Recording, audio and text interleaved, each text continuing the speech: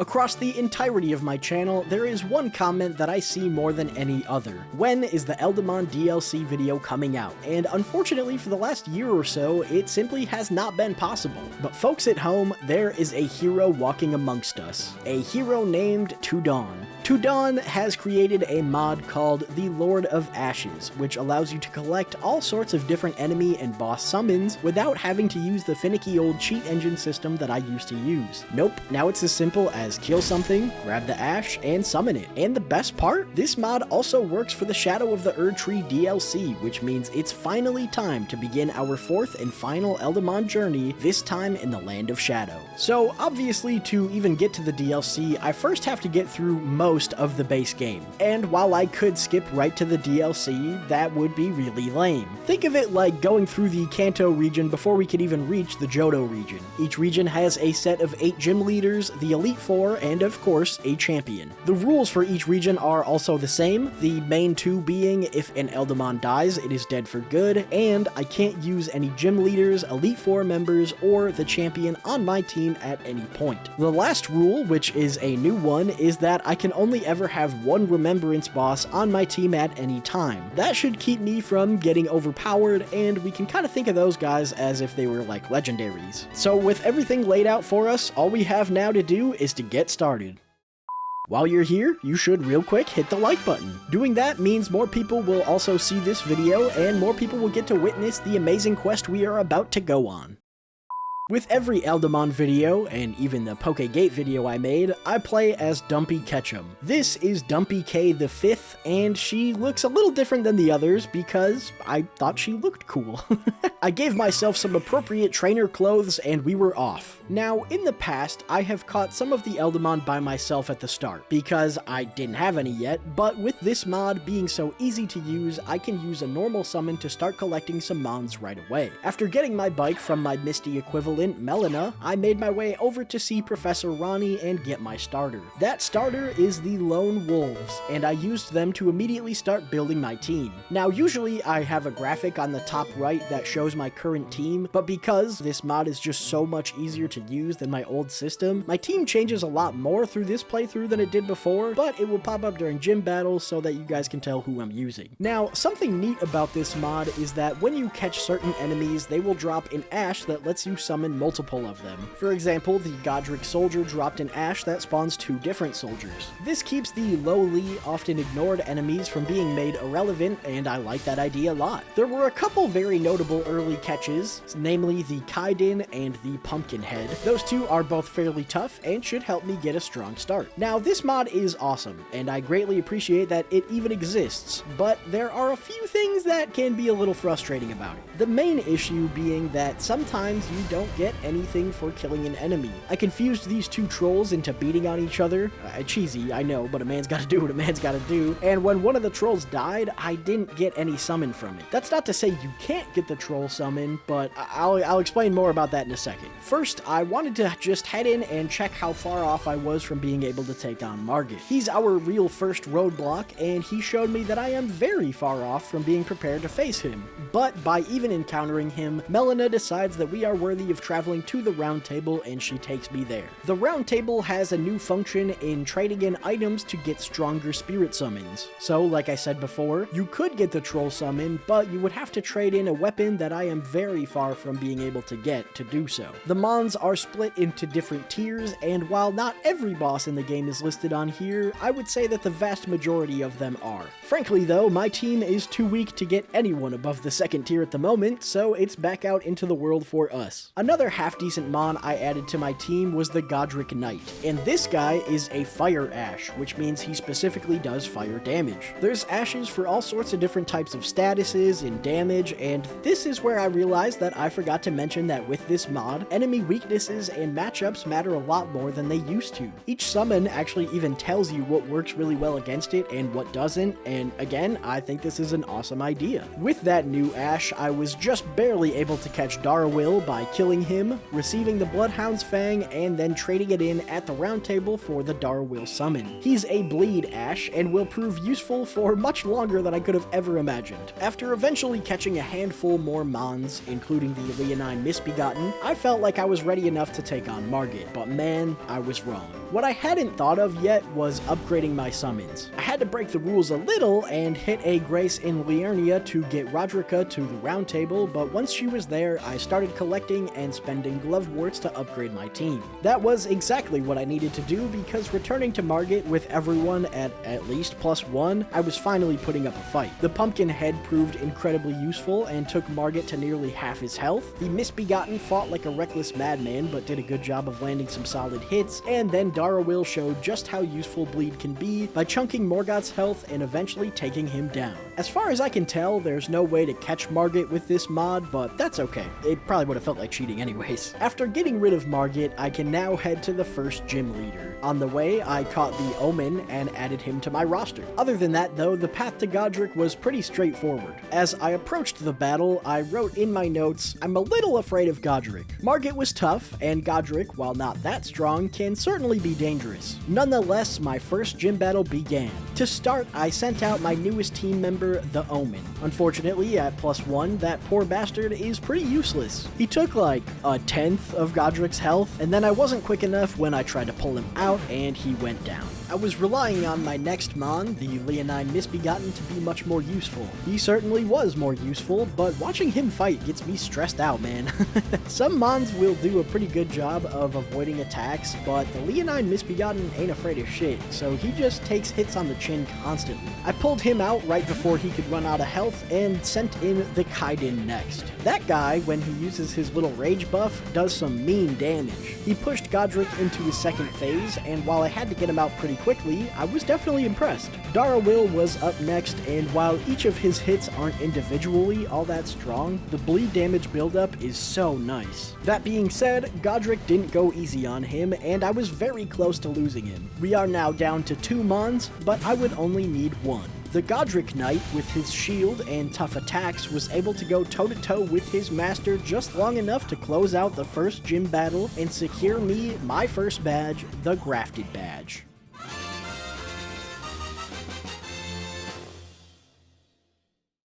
With that first badge in my possession, the map opens up a little bit, taking me next to Liurnia. There's a lot of new Mons here, and I started off by catching one of them big lobster bastards. Then I immediately went hunting for one specific boss, the Erdtree Burial Watchdog. These bad boys are pretty durable, and can chunk out damage at a pretty staggering rate, as witnessed during this fight. The lobster went down, and then that fire breath got aimed at the Leonine Misbegotten and ended him as well. A major loss, and a good example of how losing Eldamon can happen incredibly quickly. Thankfully, that ever so helpful Godric Knight stood up to the Watchdog, earning me a new Mon. I next drove myself a little crazy, farming these troll guys outside the 4 belfries until I eventually got a Troll Knight sword, and I was able to trade that in for a Troll Knight itself. This is also when I learned that there is an HP cost in summoning some of the Eldamon, which isn't a big deal, but to make this video more about the Mons and less about me, I cranked my health way up so that I could summon any Mon without,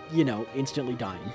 And speaking of the 4 belfries, I traveled through one of the portals there to return to the Chapel of Anticipation and take on the Grafted Scion. That Watchdog immediately proved his worth here, taking the majority of the Grafted Scion's health single-handedly. But with some new, pretty dang powerful Mons, it's time we head into the Academy to get our second badge. There's a few obstacles in our way, the first one being the Red Wolf. And just watch the damage the Grafted Scion was able to do. Needless to say, that fight didn't take very long at all. In fact, fighting and catching Moongrum actually took way more time and effort. I had to use damn near my entire team to get his ass, but get his ass I eventually did. It was kinda hard to summon NPC Eldamon with my old way of doing things, but with this mod, it's super easy, and I was excited to add him to my team. That just leaves us with Renala, and while this fight isn't difficult in the traditional sense, it is definitely hard in its own, very obnoxious way. The hard part about this isn't killing Renala, it's getting your Eldamon to cooperate and actually hit her in her first phase. While I'm not allowed to do damage to her myself, I did help out a little by beating up these stupid little ankle-biting fucks. sorry, I don't know why I hate them so much. But make no mistake, that did not make this fight easy in the slightest, and by the end of it, it had taken me over a half hour to complete. I was also stupid and lost the Grafted Scion during that first phase, and once we were finally into the second phase, I lost both Moongrum and the Watchdog. But thankfully, my boy Darrowil was up to the tall task of finishing her off, and though I lost half my team and 30 minutes of my life I'll never get back, I had earned my second badge, the Full Moon Badge.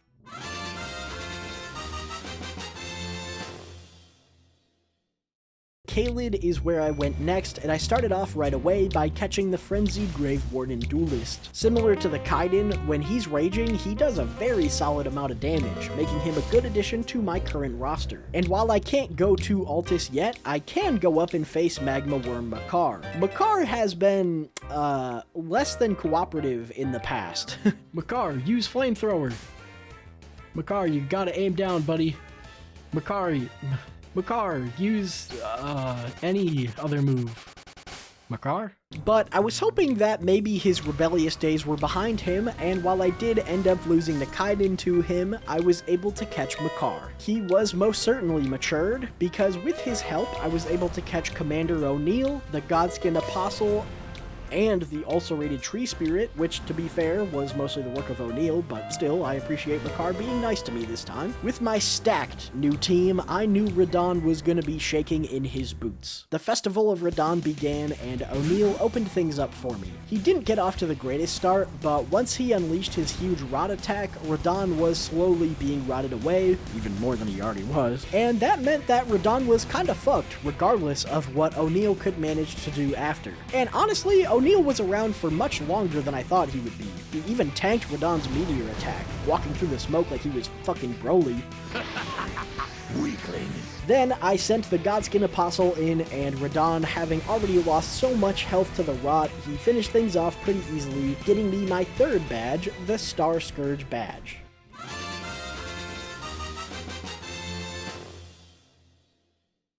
Alright, so now not only does Altus become available to me, but so does Nokron, and that's where I stopped next. Specifically to catch a Crucible Knight, which went off without really any trouble. Then I made a beeline straight for the Draconic Tree Sentinel so that I could gain access to Lanedell. The DTS was DTF, but ended up catching an STD from O'Neill. And the Crucible Knight came in and put the big guy down. And hey, I get to use the Draconic Tree Sentinel. That guy fucks. I'm actually really excited about that. As I made my way through Lanedell, I had written in my notes, I am 0% afraid of Morgott, and that was for good reason. Goldfree went down to a combo of the Crucible Knight, DTS, and Darrowil, who aren't the strongest mons that I have, and honestly weren't even that good for that matchup, so I was feeling good.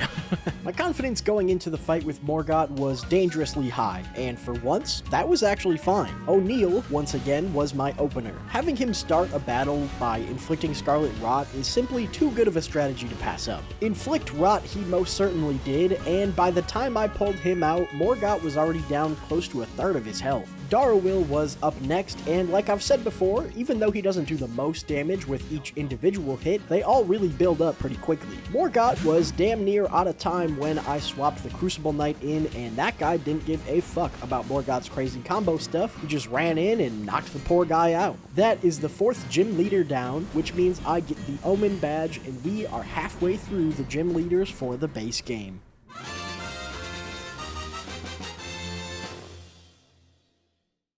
Taking out Morgott means we are in a new stage of the game, a much, much more difficult stage. So I knew I needed to beef up my team something fierce, so I set out to find a few mons in particular. Electo is a beast, and while I also lost the Crucible Knight, it was definitely a worthwhile trade. After concluding Ronnie's quest, I then faced Blythe, and killing him gave me access to who I believe is the most powerful, versatile, and useful Eldamon in the entire game.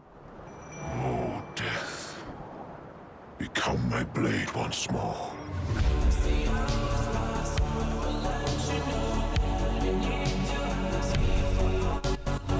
The the Baleful Shadow. The Baleful Shadow's damage output is unmatched. He can heal, I think more than once, and he isn't big like some other mons, which means he would overshoot attacks and swing over people's heads.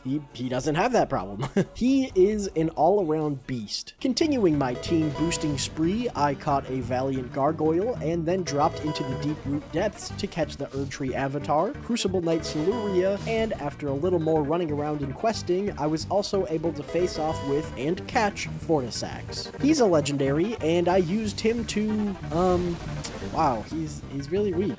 Huh. Well, caught the full-grown Falling Star Beast at least. Okay, one more mon, and this one is a classic. A genuine Eldemon legend, Elmo. This guy was the only boss so far to make the Baleful Shadow look genuinely silly. He took a hell of a lot of damage, but he was still bullying my boy in the process. Thankfully, Dara will put an end to things, and Elmo was mine once again. Frankly, the mons at my disposal now should be enough to handle Rykard, so into Volcano Manor we go. The Baleful Shadow must have been pissed from his fight with Elmo because he tore the Godskin Noble to shreds, and then I bolted to Rykard's teleporter and entered his arena to begin the 5th gym battle. So, as we have learned, O'Neil is an amazing starter mon, and he, completely without fear, walked right up to the God-devouring serpent and started throwing hands. Unfortunately, those hands weren't as strong as I wanted them to be, but after losing half his health, O'Neil let the nuke rip and rotted the serpent. With that done, I sent in the Valiant Gargoyle.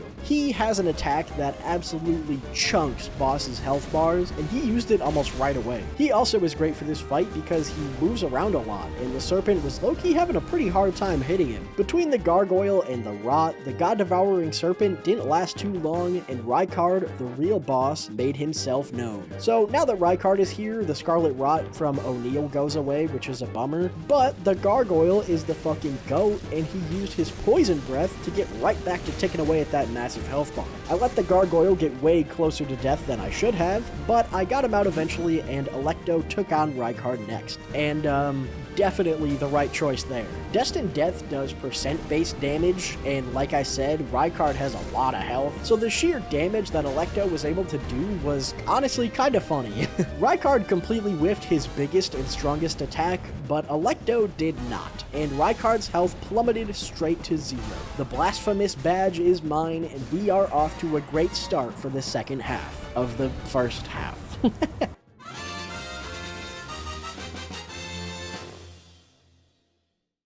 The next area we get to go to now is the mountaintops of the Giants, but before we even reach it, I have an old friend to face off with, BBK. If you've never seen an Eldemon video before, then you might not know how insanely amazing BBK is, but let me tell you, this guy right here is up there with the Baleful Shadow in terms of damage, and is even more durable. BBK almost killed Elmo, even had to go back and double check the footage to be totally sure, but Elmo lived, we're good. And the only mon I could trust to secure my buddy BBK was the Baleful Shadow. He tanked BBK's biggest attack straight to the dome, and then he put an end to the fight, and the Blackblade Kindred was now part of my roster. Now look gang, I'm not gonna mince words here. The next gym leader is the Fire Giant, and the team I have built to face him is utterly broken. Just infinitely stronger than anything the Fire Giant could ever deal with. And that proved to be 100% true. BBK started off the battle, but he must have been feeling a little shy because he didn't really bust out any Destined Death like I was hoping, but that was totally fine because the Baleful Shadow came in, and the Fire Giant's health bar started moving like a loading bar,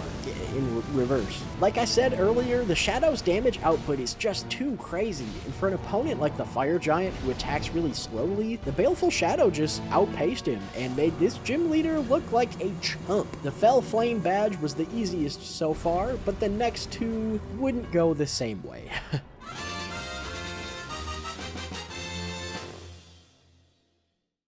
To get to where I needed to go next, I first had to kill Commander Niall, who I caught, and collect the Halig Tree secret medallions. After then using them to journey to the consecrated snowfields, I immediately did battle with Theodorix. He's just a stronger version of Makar, and Makar has actually been really useful in this playthrough so far, so I figured his big brother would be a good addition. But then I fumbled a massive and frankly very important bag when I got invaded by this crazy bitch. Elmo just disappeared mid-fight, even though I hadn't recalled him. Not really sure what happened there. And so out of pure panic and confusion, I summoned Electo, but while doing that, I got killed, which means Electo goes down with me. That really blows. Well, to replace Electo, I dipped my toes back into Kaled and watched as the BBK made me proud against X-Ykes. I thought the rot damage might come in handy, like it was with O'Neal, and I added him to the squad. But no more stalling. The 7th gym leader is here, and that gym leader is Moog. Now, in hindsight, I'm not sure why I did this, but I started off with Niall. Niall really did his best, but this isn't a very good matchup for him, and I almost lost him. BBK came in next, though, and Relief came with him. Even when Moog was nihiling, BBK didn't stop attacking. His health was falling fast though, so I swapped him out for X-Ykes, who got fucking destroyed.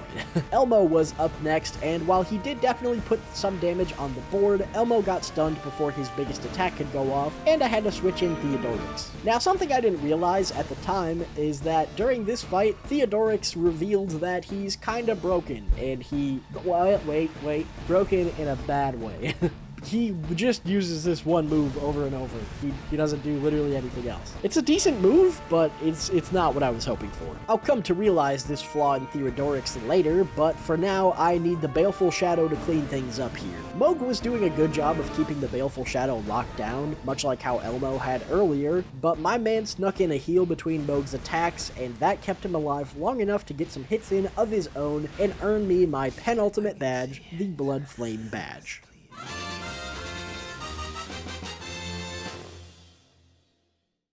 Now, let's not pretend that the final gym leader is any sort of surprise. We all know it's Melania, and after taking out the only real obstacle in the way to get to her, Loretta, I got to work trying a few things out. Melania is different than the other gym leaders we've fought thus far. She doesn't do just a shit ton of damage, she also heals from doing all that damage. That means I need a team that can keep up in the damage department, isn't too slow with their attacks that she'll outpace them too heavily, and preferably does fire, bleed, frost, or, of course, Destined Death. That's why, after a few attempts just to see how strong she really was, I had concocted a solid team to do exactly what I needed. To start the fight, no, the war against the final Kanto gym leader, we have Niall. Niall is not physically that tough. He doesn't have that much health, but if he can manage to move quick enough, which he did, he can do enough frostbite damage to make at least a small difference. Melania is a monster though, so I knew once about a fourth of her health was gone that she was gonna put Niall down, so I sent in my old friend Darawil. He hasn't been in a fight for a while, but he ended up putting in way more work than I could have expected. Melania is very vulnerable to bleed buildup, and Darawil deals that in droves. He was damn near gonna end the first phase himself, but a waterfowl turned the tables in a bad way, and I was just a second too slow to pull Darawil out.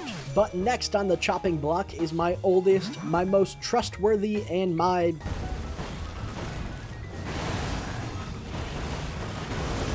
BBK, stop getting your ass beat, dude. Come on, get it together. She's almost back at full health. BBK quit fucking around, and when he unleashed his ultimate twin blade attack, immediately then into his ultimate axe attack, Melania was blown away and forced into her second phase. And even though I had recalled him, he told me he wasn't done, and he landed yet another insane attack before going away. But son of a bitch, I then fumbled again. The Baleful Shadow was up next, and he was getting tossed around. I assumed he was gonna heal at some point, but he didn't even get the chance, and Melania killed him pretty quickly. That was a heartbreaker, and genuinely pretty shocking, even to rewatch now. But my final mon is my secret weapon, the Deathrite Bird. Look at the fucking damage this scream does. Thankfully for me, he was down to spam that shit, and Melania didn't last long against the bird. That is my 8th and final Kanto badge earned, and it is time for us to now get onto Victory Road and take on the Elite Four.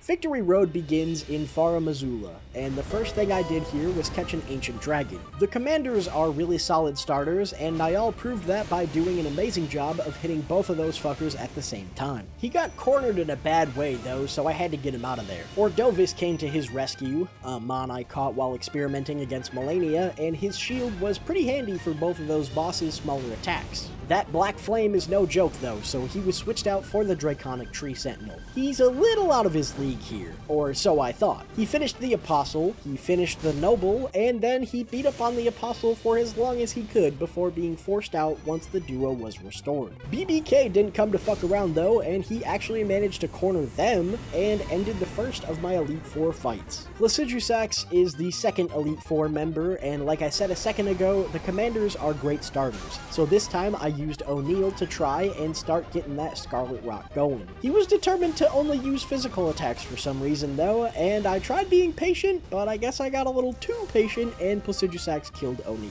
He had managed to do a decent amount of damage though, so I wasn't feeling too worried when I sent in the full-grown Falling Star Beast next. And folks, just watch.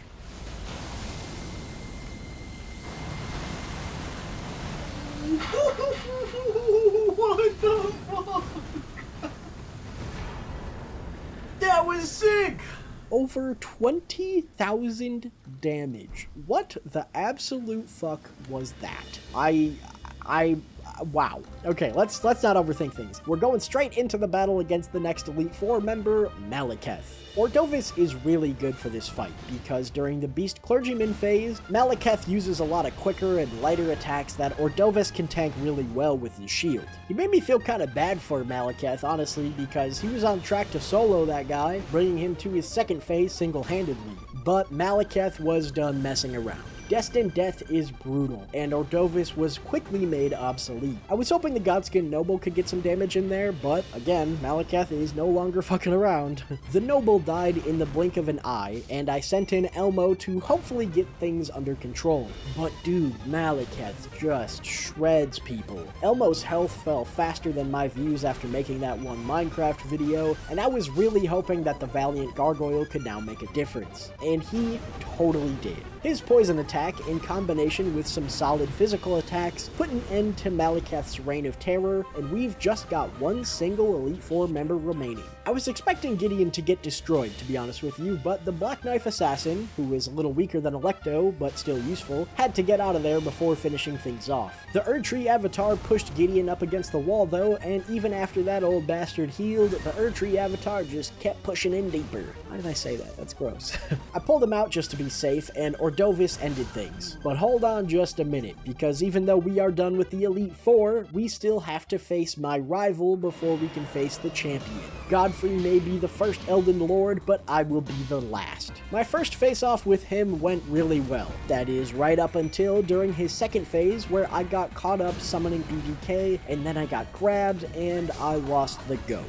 Fuck. Well, I got right back in there, and I all started things off really well, followed by the Draconic Tree Sentinel doing some decent damage. During the Horalu phase, though, I once again lost him on when Ordovis couldn't escape this massive blast attack, then got hit once more, killing him. The Erdtree Avatar came in and cleaned things up for me, though, putting Godfrey down, which means we have only got the champion remaining. Radagon, here I come. So I started the fight with Horalu, but he was only upgraded to +5, because the Remembrance bosses have like a weird upgrade system. You have to get a bunch of different items at +5 and to get them to +6. So it's kind of weird, but he was stuck at +5, and while he was doing a decent amount of damage, he wasn't quite what I was hoping for. The Deathrite Bird is a monster though, and he fucked Radagon up. But the fight's far from over, because we've still got to deal with the Elden Beast. It starts the battle with this breath attack, and the Deathrite Bird got torn up by it. I think it does holy damage, so you know, not really good for the Deathrite Bird. I sent in the full-grown Falling Star Beast next, hoping he'd bust out that laser attack again, but it never came. Borealis was up next, a mon I caught right before this final fight, but he was incredibly lackluster. The Putrid Avatar put up a much better fight than the others so far, but eventually he had to get out of there as well. It was just the Valiant Gargoyle against half the Elden Beast's health bar, and for just a moment, it looked like he might be able to do it, so I risked it all and I didn't recall him.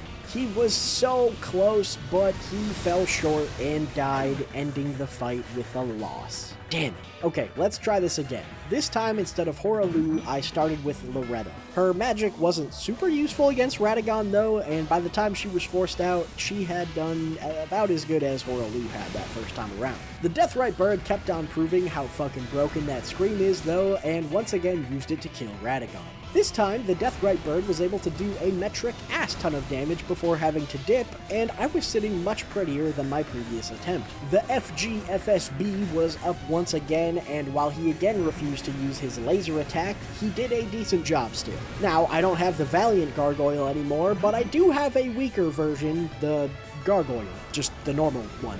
He traded a big shot with the Elden Beast, and I was pretty shocked at just how strong this guy really was. And then he took that shock even further by winning the battle with this huge attack. The Valiant Gargoyle and BBK would absolutely be proud. Now, this is usually where things would end. I would call it GG's and talk about how I felt about the run had gone and, you know, all that sort of stuff. But we didn't even start the DLC yet. So get cozy, maybe pause and go pee, take a walk if your legs hurt. I don't know why I said that, that's not the script. I hope your legs don't hurt. Grab a snack, eat your pee as a snack. See, that is in the script and I don't know why I wrote that. Whatever. We are now going to get into the DLC, the real reason we are all here today. So, heading right into the DLC, I need to establish a new very important rule. To keep this from being a team of the base game bosses versus the DLC bosses, I'm making it so that I can only ever have 2 base game Eldamon on my team at any time. The rest of the squad will have to be filled by DLC mons. So, starting things off, I needed to collect some basic enemies. The Black Knight and the Mesmer Soldiers were the first to join my team, but I got a little reckless and jumped into a boss battle against the Solitary Knight Jail, and lost the Mesmer Soldiers and the Erdtree Avatar. Whoops. I kept pushing my luck against the Solitary Knight, which ended up losing me the Gargoyle as well. I continued collecting smaller mons and using them, but fuck man, this guy is just so strong. I eventually got the job done, but this time I lost the Draconic Tree Sentinel before the Deathrite Bird caught me my first DLC boss Eldamon. My second followed suit very shortly after when I caught the Ghost Flame Dragon, again with the help of the Deathrite Bird. I made my way angrily and annoyedly through the Fog Rift catacombs before coming face to face with the Death Knight. It was a rough battle, but I managed to kill him. But then, when I went to get his ash, I realized I had killed the wrong Death Knight, and that one doesn't do me any good. If I could recommend any change for this mod, it would be to include more variants of bosses. It is quite the bummer to fight a boss and defeat it just to be rewarded with absolutely nothing. But that's okay, let's just move on to the first gym because I think my team, though not stacked yet, should be strong enough to handle things. I bolstered my team by catching the Horned Warrior before reaching the gym leader, and while he isn't all that durable, he can do a solid amount of damage pretty quickly. But that first gym leader is, of course, the Divine Beast Dancing Lion. The cutscene for this guy always gets me. It is a work of art. But let's not get distracted. We've got a job to do. Starting this first gym battle, I sent in the Solitary Knight. I didn't realize he could get grabbed though, and I guess in hindsight it makes sense, but that immediately caused some concern. Other than getting grabbed though, he was doing a decent job of keeping up in the damage department. In fact, he lowered the Lion's health down to almost half by the time I pulled him out. Pulled him out for the Horned Warrior, the newest member of my team. Like I said, he can crank out damage pretty well, and for just being a normal field enemy, I was stunned at how much he was able to accomplish. I swapped him out eventually for the Ghost Flame Dragon, who shocked me in a much more, negative way. He was having a hard time hitting the lion, which is fair. He moves a lot. So I sent in the Black Knight to hopefully finish things. But he got dangerously close to death eventually as well, and I had to pull him out. But thankfully, the Black Knife Assassin was up to the task. Not quite as great of a mon as Electo, but she got the job done, and we officially earned our very first DLC badge ever, the Tempest Badge.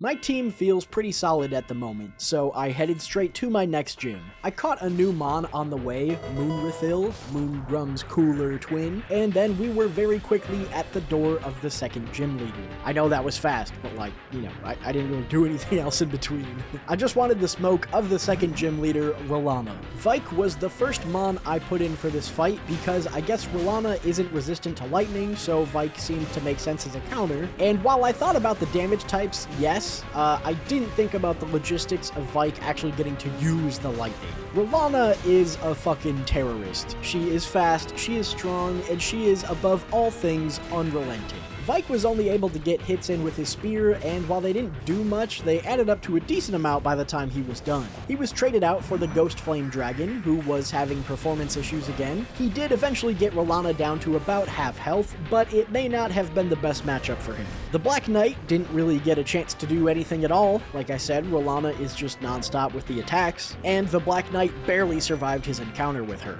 Moongrathil ran into pretty much the same problem, but with a different ending. She was actually not able to survive against Rolana, and panic was quickly setting in for me. The Solitary Knight fought really well, even tanking some moons to the face, but like the others, Rolana was just out-damaging him. But I had full faith in my next Mon, the Deathrite Bird. We've seen what he can do. That being said, he didn't do a whole lot, at least not until his health was already dangerously low. He eventually geared up for his big explosion attack, but Rolana let rip a combo that would be the death of my bird buddy. But she stood in the Ghost Flame too long, and from the grave, the Deathrite Bird secured me the Twin Moons badge. What a way to go out. Rest in peace to a real one.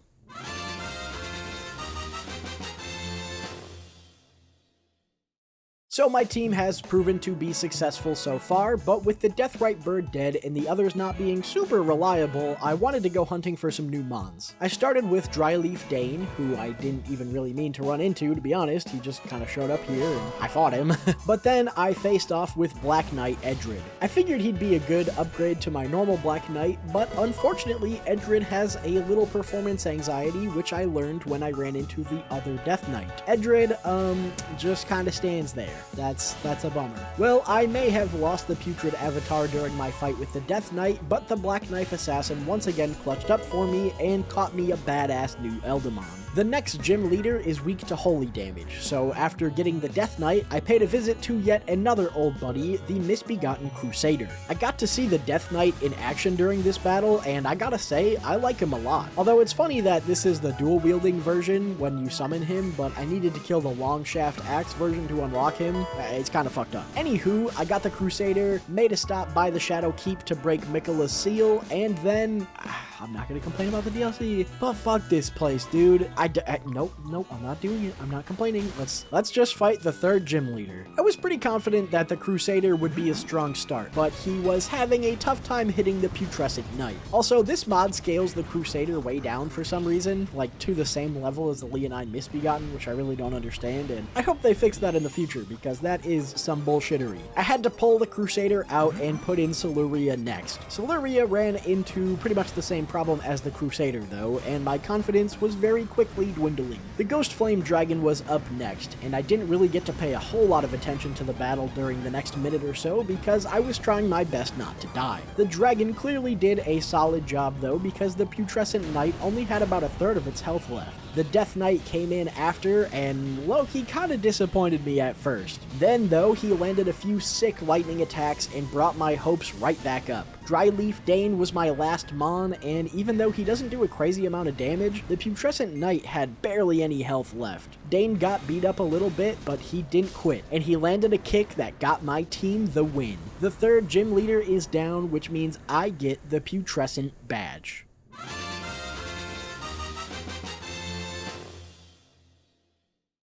To even reach the next gym leader, I first had to get the Golden Hippo out of my way. He wasn't incredibly difficult, but hopefully he will make a good addition to my team at some point. There's another boss standing in our way though, and this one was a much bigger problem. I assumed that the Golden Hippo could probably handle it by himself, but he shit the bed in a big stinky fashion and died before getting in any meaningful damage. Then, as the fight carried on, I had sent the Ghost Flame Dragon in, and dude, look how quickly they just melted his health bar. I had lost that battle, but I came back after rearranging my team a bit and killed Yori, opening the way to the Abyssal Woods. And I also caught Black Knight Garu, but while writing the script, I just forgot to write it in there, so I'm putting it here. I have Black Knight Garu, just want to let you know. Inside the woods sits Midra's Manse. This place is one of my favorites from the DLC because the entire place is just sorta unsettling. It's got a good atmosphere, but I know, nobody came here to listen to me talk about atmosphere.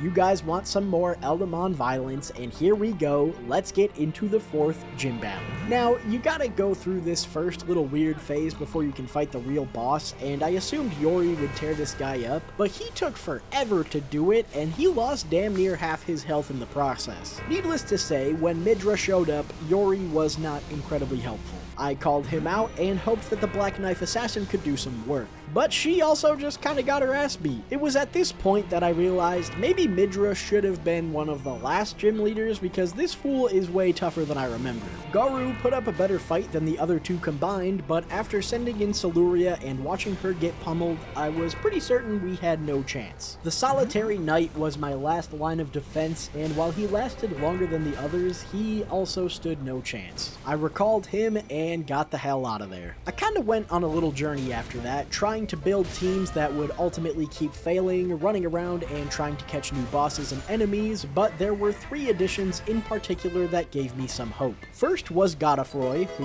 I had to kill the ancient hero of Zamor first to get for some reason, I don't know. The second was Godfrey, my rival, who isn't a gym leader or part of the Elite Four, so he's fair game. And finally, I caught Rakshasa, who will prove to be incredibly useful. My new team was assembled, and I headed back to Luigi's Mansion to get my badge. Starting off this time, I used Garu. With his shield, the old-timer really couldn't touch him. He also hits really fucking hard for some reason, so by the time he was ready to swap out, he had done a decent amount of damage to Midra. Swapping in was the Death Knight. He was ripping some combos this time, and even though he was a constant stream of damage, Midra was mostly unfazed. The Death Knight barely escaped with his life, and Rakshasa was up next. For some reason, I hadn't considered that Rakshasa would do bleed damage, but boy does he. He did some pretty significant damage, and to not risk losing him, I pulled him out a little earlier than I may have needed to. Godofroy went in after, and that is not Godofroy, that is Godric. We can all see that, right? He's got the fucking dragon on his hand. I mean, the summon says Godofroy, but that clearly is not true. Okay, well, we can worry about that later, because this fight is almost over, and to finish it, I sent in the Solitary Knight. His damage has remained very solid as we've taken on stronger and stronger bosses, and he continued his streak of reliability by ending the battle. Midra is dead, and I have earned my 4th badge, the Mad Badge.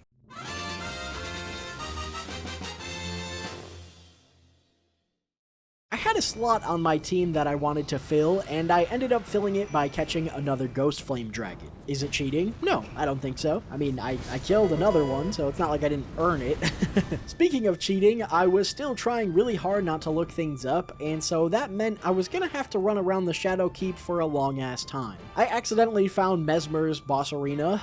Whoops, worry about that later. And then I somehow ended up at the Shadow Tree Avatar's arena and figured, you know what? Fuck it, let's get this out of the way. He was supposed to be the 6th gym leader, but 5 is close enough to 6, right? Well, to start this fight, I used Godric, Godofroy, to great effect. I know it's kind of cheating using him, but like, it's kind of a gray area, I would say.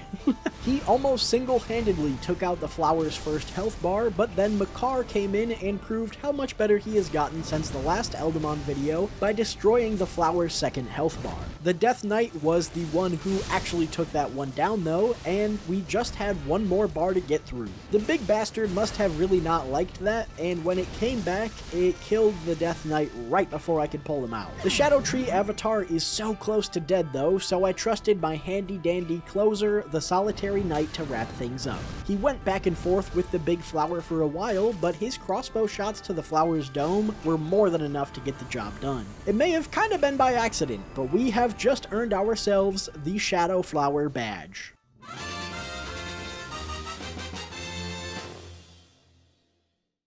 Okay, so back to what I was actually trying to do. The boss I was looking for was Commander Gaius, one of my all-time most hated FromSoft bosses ever. Some of you guys like Gaius, and you've made that clear in the comments in the past, but you know, some of you are fucking crazy. In this first attempt, the Ghost Flame Dragon managed to put in some seriously good work, but Gaius just wouldn't leave me the fuck alone, and I went down, meaning I lose the dragon. Fuck Gaius, man. Then I got trolled when trying to summon Rolva the red bear, because she would just fall through the floor and disappear. Cool.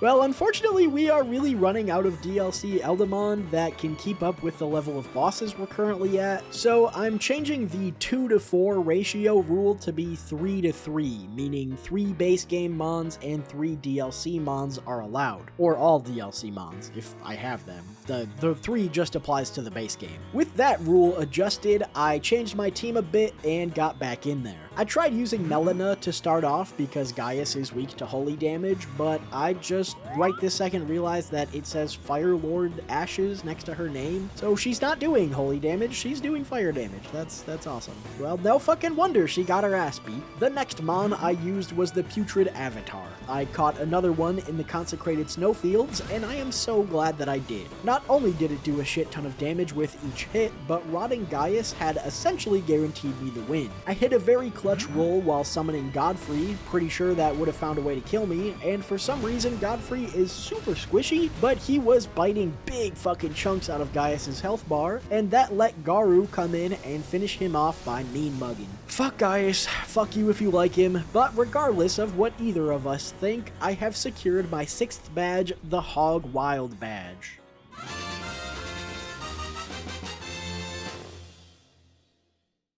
I'm sure you guys could pretty confidently guess who the next 2 gym leaders are, but in case you can't, the next gym leader is Mitur, the mother of fingering. Did I write that? Yeah, I did. I want to make sure I read that right. But boy oh boy, did I make a mistake by writing Mitur basically has no chance in my notes before facing her because she was determined to prove me wrong. Rakshasa was my opener, going for that bleed damage, but the bleed never came and I had to pull him out. The Black Knife Assassin started well with the Destined Death attack, but then Mitur lost her fucking mind and almost deleted the assassin. The Solitary Knight had the same amount of luck for the most part, and then Godfrey, my big damage doer, managed to do his job for a little while, but like I said, he's really squishy, so I had to pull him out of there too before he could get killed by this freak. Garu was a bit out of his league, and even though he was trying his absolute damnedest, Mitur just wouldn't chill out, and Garu didn't get a chance to really do much. My closer was my boy Makar, and the damage he was doing was definitely enough to win, but then Mitur, that rotten bitch, used this stupid laser attack and tore Makar to shreds. I hoped he could finish the fight like the Deathrite Bird had earlier, but he just fell short of getting the kill and I had lost. But the losses didn't stop there. I don't want to spend 20 minutes breaking down every single fight I had against her, but I went on to lose the Dragonkin Soldier, the Solitary Knight, a Rune Bear, the Putrid Avatar, and the Gargoyle. That's what I get for being cocky, I guess. But eventually I was able to win, so let's talk about that battle. I started off by tossing in Curseblade Labyrinth. That freaky weirdo builds up bleed fairly fast, but it dies even faster. Rakshasa came in next to keep up the bleed building, which worked great, getting us about halfway through this fight. Garu followed up, but was having a hard time catching Mitur, but when he did, he was doing really good damage. He brought us very close to the end of this fight, and I was hoping Godfrey could take us all the way. He fell victim to that same laser attack that Makar did though, and then for some reason I wrote down that Godfrey died, but after reviewing the footage as I write this, I see now that he did not die. That's great, but doesn't do me much good now. The FGFSB actually did end up dying, not sure how I mixed those up, but I used Estelle to finish this fight. I caught him a long time ago when doing Ronnie's quest, and he had finally gotten his time to shine. Mitur was way tougher than I could have imagined, but at least that means I really earned the badge of fingers.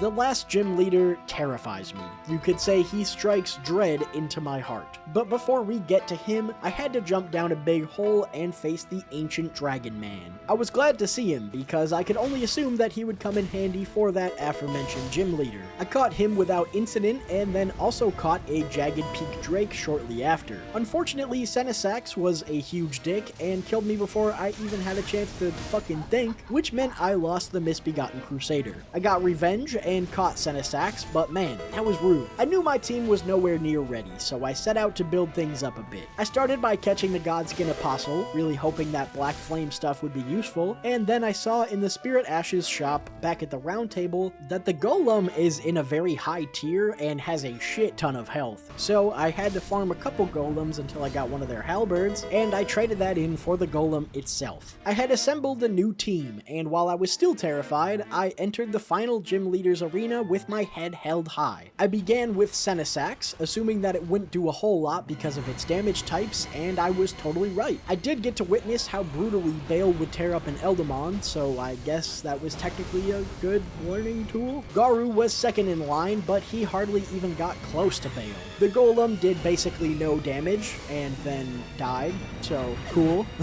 Ancient Dragon Man had the same problem as everyone else, and I had to get him out of there. And of course, it was only Godfrey who was able to deal any significant bits of damage, but he didn't last long either, and I also had to pull him out. Rakshasa was last on the chopping block, but after Bale kept going crazy, I just pulled dude out. Good thing I did too, because Bale put me down right after. Alright, so I was right to be afraid.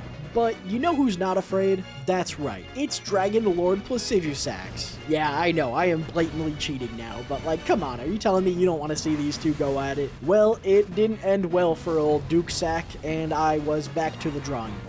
I only really had one idea, and that was to pick up another version of my good friend, BBK. There's two of him out there, so again, not cheating when I get this one, though there's only one Ash for him, so it's technically the same one I had before, but whatever. With my old buddy at my side, I felt much more confident. Up against Bale for what I hoped to be the last time, I began with Estelle. I wasn't sure how he'd fare, and he didn't get off to a great start, but after half his health was gone, he unleashed his meteor attack, and that did a solid chunk of damage. He couldn't do much more though, and I pulled him. BBK got in there next, and man, Bale is a fucking monster. He tanked BBK's big attack, and then blew up, killing my friend. Ancient Dragon Man was the third Mon in, and he was getting spanked. He did land a Dragon Maw right to Bale's face, but after getting grabbed, I had to get him the hell out of there. Rakshasa did his best, and he did a little bit of damage, but Bale doesn't ever chill out. Still though, by the time Rakshasa was done, Bale was down to about a quarter of his health remaining.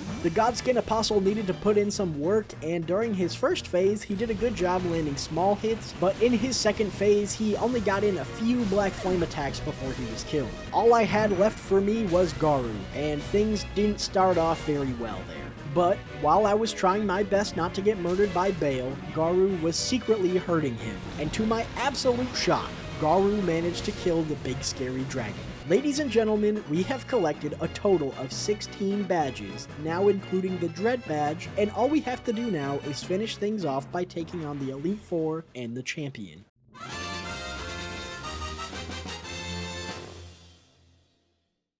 The first member is a bit of an oddball choice, the Divine Beast Dancing Lion Jr. He just kinda seemed like he made the most sense besides the others in the Elite Four. That being said, he was really no sweat. Frankly, I just kinda needed another member. Sorry, buddy. On to one that makes much more sense, though. I next fought Romina. I wasn't too worried about her, but Senesax had a pretty slow start. Then, when that stupid fuck was breathing fire into the ground, I pulled her out. Ancient Dragon Man didn't get a chance to shine against Bale, but here, after landing 2 Dragon Maws back to back, I knew he was tight. I pulled him way too early though, so the rest of my team has to work a little bit harder. Rakshasa was totally down for that though, and he was stabbing Romina as much as he could. He couldn't finish this fight though, and I had to rely on Godfrey to make some real progress, and even though he missed his nuke attack, he still put Romina down like a sick dog. Half the Elite Four down. The third member is Mesmer, and I know he probably should have had a bigger role, but think of him like Lance. Lance is a fucking legend, and even though he's only an Elite Four member during the Kanto League journey, I'm almost certain you remember the first time you faced off with him, because he is no joke. What was a joke, though, was my first attempt at taking out Mesmer. I tried out the Royal Revenant to see what that freak could do, and it turns out that it couldn't do a whole lot. But then, during Mesmer's second phase, I spawned in Garu, which left me vulnerable, and Mesmer took advantage of that, killing me and making me lose my boy. Well, I think it's time to explore a little more. While looking for someone else, I ended up finding the Forge place. I fucked around there for a little bit and caught a Golem Smith. Well, to be honest, I went back to Mesmer and was really banking on the Golem Smith to make the fight work out, and dude, that guy fucks. He just stood there and pounded on Mesmer while taking hits straight to the face. I pulled him a little early because I didn't want to risk losing him, but then later in the fight I fumbled once again by summoning at a bad time, and this time I got Godfrey killed. That was a massive loss, but my team is still decent and I know we can do this. The Golem got Mesmer all the way down to his second phase single-handedly, and then it took a little bit, but the Black Knife Assassin was the one to put things to an end. That's definitely going to be the toughest member of the Elite Four. But before we get to the last member, I did a little landscaping, and that brought me to Enir Ilim. I was really excited to catch the Divine Beast warrior guy, but when I killed him, he didn't drop any ashes, which was kind of a bummer. But not nearly as much of a bummer as finding out that our last Elite Four member doesn't work. For some reason, when I summon against Letta in the gang, the summons can't do any damage, and I know you can get invader summons who specifically can help in invasions, but I just assumed that the other ones would still be able to help, but I guess they can't participate at all, which is kind of lame. But don't worry, I handled it myself. But for real, we are so close to the end of this crazy journey, and the boss standing in our way is going to be one of the toughest of all time. I gave the fight against Radahn a go, but my team could barely even scratch him. And that, folks at home, is when it dawned on me. I had only grabbed like a few of the revered spirit ashes. My summons were nowhere near as strong as they could have been this whole time. I upgraded my summons with ashes that I totally didn't cheat to get, and with them at their peak strength, I once again approached the champion. To begin the battle, I summoned Siluria. She does holy damage, which Radahn is weak to in his first phase, and this time she was actually doing some decent damage. She got a case of the lazy mons a bit, but she picked things up eventually. But she went down after about 20% or so of his health was gone. I sent in the Black Knight, the one from the very beginning of our DLC journey, but he got obliterated. Adam was up next, and I needed a lot from him, and he delivered once again. He pushed Radahn into his second phase, and hope began building inside me. Radahn, especially in this phase, is no slouch. He hugged Adam, which was funny, but then he immediately got back to whooping my boy. But as I watched Adam get murdered, I realized what this was. This wasn't an attempt at beating the champion, this was the attempt. This was the fight where we had to give it our all, and so Rakshasa faced Radahn next, and I let him give it literally all he had. Pulling any of them from the fight early could mean Radahn gets away with less damage, and we all lose our friends for no reason. And so the same thing went for Senesax. Senesax was making all the other dragons I've had on my team look like chumps, because she was actually getting some serious damage in there. She tanked Radahn's nuke, which almost killed me, and then landed a fire breath attack that tore Radahn up. But it was the Golem Smith, the little club-swinging goofball that was able to go toe-to-toe with a god. He stood his ground, smacked Radahn a bit, and after a short fight, the Golem Smith prevailed. We've done it, guys. It took my entire last team giving it their all to succeed, but succeed we did. The Eldemon series has been my all-time favorite video series I've worked on by far, and I want to give a huge shout out again to Tadon for making this video possible in the first place. And the best part about it is that you guys can actually go out and play it yourselves this time. You don't have to do some evilly awful and complicated process like I used to. Just go out, get the mod, and play it. It's awesome. The last shout out is to you guys. Thank you all for not only watching this video, but for also having watched all the other Eldemon videos and enjoyed the journey. I'm still getting comments while working on this video right now, even like 2 years after the last Eldemon video, and people are still asking to see the DLC version, and I don't know, I'm blown away by how much people have liked it, and I'm glad everyone everybody likes it as much as I did. So thank you all so much for your support. I really do appreciate it. And hey, we just hit 200,000 subs. So thanks for that too. It's a crazy time. The MVP for this video, you guys. Nah, I'm kidding. It definitely would have been the Baleful Shadow, but he didn't get to stick around very long or even see the DLC at all. Garu actually did a lot of work in the DLC stretch, but I guess if I had to pick, it would be between the Knight of the Solitary Jail and the Deathrite Bird. The Knight was with me from my first gym all the way to dying in the 7th gym, and the Deathrite Bird clutched up for me on more than one occasion. I always like seeing how your perceptions of things are different from mine though. It's a fun part of making these videos, so let me know who you think the MVP was. But that's it for real, gang. We are about 11,000, I think. Here, wait, let me literally check. I'm 11,413 words into this script. Okay, I'm done. Thank you guys so much for watching. GG's, everybody.